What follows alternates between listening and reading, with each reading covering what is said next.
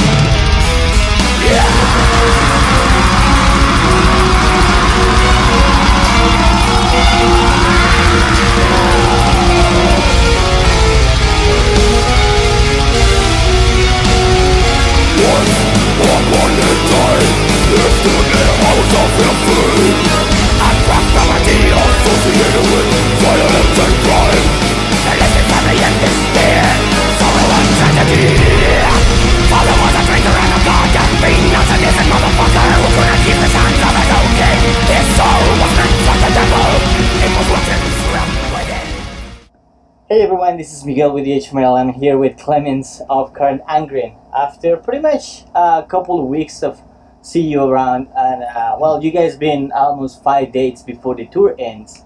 Yeah. How has been this tour, the second tour of Carach Angren from you guys? It has been amazing, really. Yeah, I think I said it the last time when we had a talk, but right. This time it was so much better even for us now. I mean. We had a couple of sold-out shows, and to see all the true fans again and all the support, it has been really great. Yeah, really. Now this tour is interesting because it is kind of paired up with a band that is kind of similar to you guys on the stage sense, which is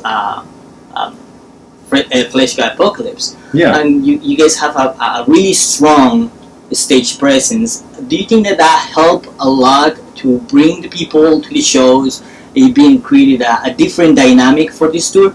Yeah, I think we have certainly a little bit of overlap because we have the orchestral stuff, and the guys are more death metal oriented and we are more into the horror stuff. Right. So that's also a nice difference. So the fans can get both of the best of both worlds and the combination of that. So I think maybe that works, and we are both young bands, you know, we are the latest generation and trying to really build a fan base, and I think that is really nice, and it seems to be working. People seem to like it, and for us it's great touring. I mean, it's all good here in the bus, it's friends, you know, so amazing. Now last year you guys released This Is No Fairytale. Yes, exactly. New album.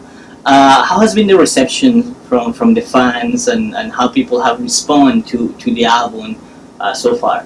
It has been really good. We knew we were doing something different because with every album we feel like we have to keep the Carach Angren vibe but do something new again, because, you know, for example, Lindemman about the ghost, the white ghost, and then we had Death Game about the more nautical theme, the adventure, Where the Corpses about war, and now we felt like we want to do something that is closer to reality and more direct in your face. So also the storytelling doesn't leave much to the imagination, which is different, and I think some people were a bit shocked by that, like, oh, you know, they were more intrigued by the fantasy themed stuff of That Game and Where the Corpses, and others really liked this. So, but that is really good. So the reception has been overall good, but some people didn't see it coming maybe, and for us it's nice because we want to develop, you know, we want not to do the same thing, not do That Game 2 or Lindemman 2.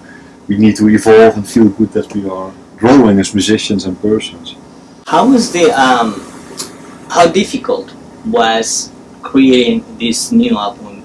This Is Not a Fairytale. What was the most difficult part at the time to create the album? Because the album is very melodic, it's very catchy, it's at the same time very eerie, very dark. Yeah, what you were saying, the dark part was for me a challenge. I remembered I was starting to write the compositions or the stuff, and only this dark stuff would come out, and I would go downstairs in my studio and think like, this can be it, there has to be more beautiful parts, you know. And, but then at some point I accepted it, like, this is coming out, and also Sergor was developing the story parallel, you know, with the domestic violence and all of that. and somehow this grew together, and then we were like, this is going to be just the darkest album ever, and we just let it go and develop into this horror drama thing that it became. So in the end, it wasn't really difficult, but for me it was a challenge because there was a lot of challenges on the orchestral part. There was so much stuff going on, and this time I also wanted everything to fit together more. So I took a lot of stuff out. You know, I had a lot of strings going on, but then the heavy guitars came in. Peter Dutchman did a fabulous mix. So now you hear more like a sonic experience. It's like sometimes you hear, is it the clarinet or is it the bass guitar? So everything is more blended than the previous album. So that was a challenge, and I'm really happy with the result. So. And it's interesting because you as a composer, not only, I mean, your work not just extends to Carach Angren. I understand that you work with the Lindemman album, and also you've been selected for Call It That Way to work with Mauricio Lacono on the new Ex-Deo album. Yeah, exactly. Let's start with Lindemman. How was the experience working with Peter Lindemann and Lindemman from Ramstein on that record? It was amazing. I mean, Peter mixed our album, and at one point he mailed me like, "Hey guys, where did you record the orchestra? Was it expensive?" And it was a compliment because I created it with my software and everything at home. So I said I did it, and he said, "Oh, I have maybe something coming up," which was really nice. And then at some point he called me and said like, "Yeah, okay, it's going to be the Lindemman thing." And I got in touch with Till. Both guys are extremely good musicians, as everyone knows, and really extremely hardworking. So for me that was, yeah, of course, an honor to work with them, and what they wrote and what they created was so crazy, and it was so much fun to work on it and to be able to contribute my part to it. And it was just a roller coaster of fun, really, and something different, because Carach is really, you know, horror, and it has been many years my priority, and it still is. And then to do something like this, it's you know, like we had some ballads going on this. I wrote this bonus track. You know, that is something more fun to do differently. You know, it's yeah, extra.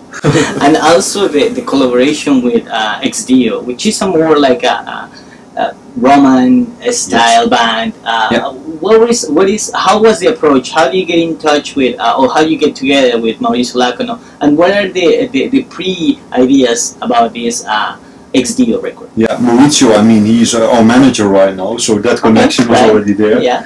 And great guy. I love the Ex-Deo stuff. And again, you know, he started to talk about this to me, and I did a little test with him to see like how our ideas coming together, and he really loved what I did on one song.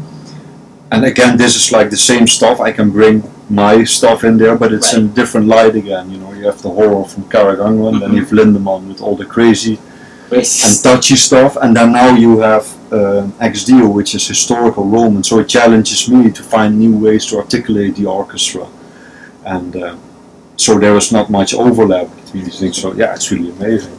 Good. When we will see the end of the release of the album, when you guys are planning on? The Ex-Deo one. Ex-Deo. I don't know for sure, but I think it was 2017. I think. Or next year. Yeah, I think so. Yeah. All right. Now, Clemens, we have the pleasure to see you. This is gonna be like third time, because like we were talking earlier, we haven't seen you at 70,000 tons, which was you guys' first time at the boat, and you guys opening the thing on Tuesday night at the Pyramid Lounge. How was the pressure to open this huge, pretty much floating festival? Of course, this was an honor to open, and for us it was like a totally new experience. So it was crazy, you know, all these people on the boat, and then in the beginning there were some problems with the schedule, was already under pressure. But I know we just built our stage and did our thing, and it was surreal, of course. And so many people came out already at the beginning. That was really cool, you know. Like, I mean, maybe some people thought let's chill out on the deck, but you know, it was really amazing that everyone came, and we could really nail it in the Pyramid Lounge. And now the Saturday night, it was Friday night. Yeah, I lost. Yeah, I lost track. Well, the one that was really early in the morning. I think it was Saturday Sunday I was 5 in the morning. 5 in the morning, the pool deck. Pretty much it was kind of like I feel like a flying Dutchman kind of thing. Yeah, because exactly. you guys, it was a lot of wind. You guys were playing, and it was a different atmosphere, a different feeling. How was that experience of playing at 5 in the morning for the goals that were at that time? Yeah, I mean, again, this was something spectacular because I was thinking like 5 in the morning, maybe not many people will be there because it's so early and a lot of partying already going on. But people showed up, and that was really, really amazing. And there was a strong wind. I told you I had to tape some of my equipment because it was almost flying, and the show would have gone, bye-bye. But the wind was there, the ship was actually moving, and then to play a song like Bloodstains on the Captain's Log, that is really something on another level, and people were going crazy. And then we finished and the sun came up, so it was almost like, okay, the horror is over, now the sun can come. That was really awesome, really great. Yeah. In a personal level, how was your experience as a cruiser in 70,000 tons? You get to watch some bands, do you have to, you get the chance to party with fans, party with people? I mean, what do you do? I took the time to have a bit of a holiday feeling. Okay. Because I'm not so much of a partier, the guys were, so I kept an eye. No, but I saw some bands, but I took time to do some exercise and just have a good time. And it took me 3 days to get rid of the sea feeling. Okay. But the bus contributed to that too, of course, from the sea into the bus and moving. Now, Clemens, closing up, the year's early, what the year looks like for Carach Angren, what you guys have planned for the rest of the year? Of course, this was an amazing tour to do. We have been looking forward to finish this now. And we have some single shows coming up. We're looking into tour possibilities, but we want to do something special, you know. We are looking at the possibilities we have to tour. And but we are careful to just not pick anything, and because we think, you know, our fans, they deserve the best that we can bring, you know, and they deserve a good show, and so that's what we are looking into. And I'm already writing some basics for new albums, so just keep working hard. Well, definitely looking forward for tonight. Some new songs. From This Is No Fairytale. Yeah, definitely. And well, I mean, some of the ones here pretty much experienced that a little bit on 70,000 tons. Yes. But probably here will be a little bit closer, a little bit more intimate. So definitely looking forward for that. And definitely thank you very much, and looking forward for the show. Yeah, thank you so much for the interview, and good luck with the Age of Metal again.